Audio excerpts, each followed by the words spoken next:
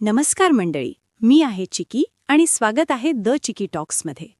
आज आपण बोलणार आहोत एका अशा गोष्टीवर जी आपण जवळपास रोज वापरतो, लिफ्ट.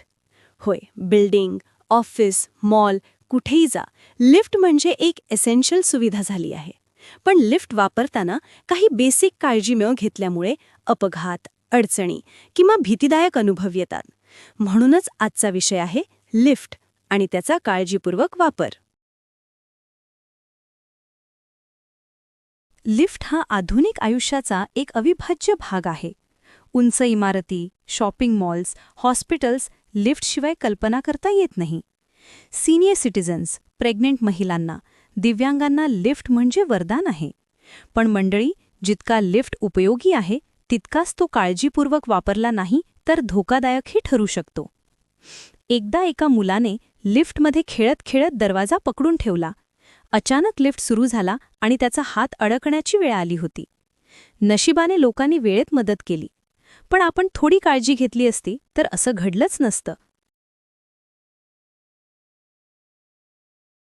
लिफ्ट येईपर्यंत शांतपणे थांबा. दरवाजा ढकलू नका, जोर करू नका. लिफ्टमध्ये प्रवेश करताना आधी लोकांना बाहेर येऊ द्या, मग आत जा. कपॅसिटी पाळा. लिफ्टवर वेट लिमिट लिहिलेला असतो, तो कधीही ओलांडू नका. 4 जणांची कपॅसिटी असताना 8-10 जणांनी प्रवेश केला तर तांत्रिक बिघाड होऊ शकतो. इमर्जन्सीमध्ये घाबरू नका. लिफ्ट अचानक थांबला तर उगाच दरवाजा तोडायचा प्रयत्न करू नका. अलार्म बटन दाबा, इंटरकॉम वापरा किंवा रेस्क्यूची वाट पहा. मुलांना कधीही एकटं लिफ्टमध्ये पाठवू नका. आपण बघतो की मुलं लिफ्टमध्ये मजेत उड्या मारतात, बटणं सतत दाबतात. हे धोकादायक आहे आणि लिफ्टच्या सेफ्टी सिस्टमला नुकसान करू शकतं. Lift safety rules, do's. Lift सुरू असताना दरवाजा ढकलू नका. इमर्जन्सी बटनची माहिती ठेवा. सिनियर सिटिझन्सना मदत करा. वेट लिमिट पाळा. डोंट्स. लिफ्टमध्ये उड्या मारू नका.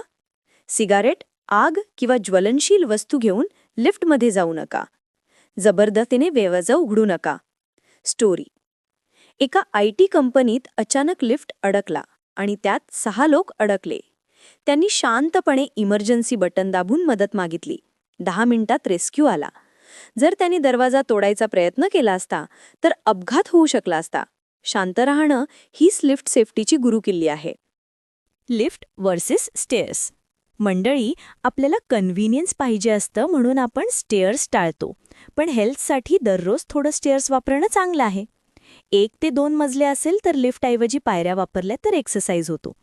पण हेल्थ इश्यू असेल किंवा उंच मजला असेल तर लिफ्ट हा उत्तम पर्याय आहे. थोडक्यात, लिफ्ट आणि स्टेअर्स यांचा बॅलन्स ठेवणं गरजेचं आहे. लिफ्टमध्ये घडलेल्या मजेशीर गोष्टी. लिफ्टमध्ये कधी ऑकवर्ड सायलेन्स झालाय का? सगळे शांत उभे राहतात आणि कोणी बोलत नाही. कधीकधी मुलं सतत वेगवेगळ्या मजल्याची बटणं दाबतात आणि सगळे त्रस्त होतात. या गोष्टी मजेशीर असल्या तरी सेफ्टी विसरू नका. Lift safety awareness. आपल्या बिल्डिंगमध्ये लिफ्ट सेफ्टीची इन्फॉर्मेशन सर्वांना माहीत असली पाहिजे. नोटीस बोर्डवर नियम लिहिलेले असावेत.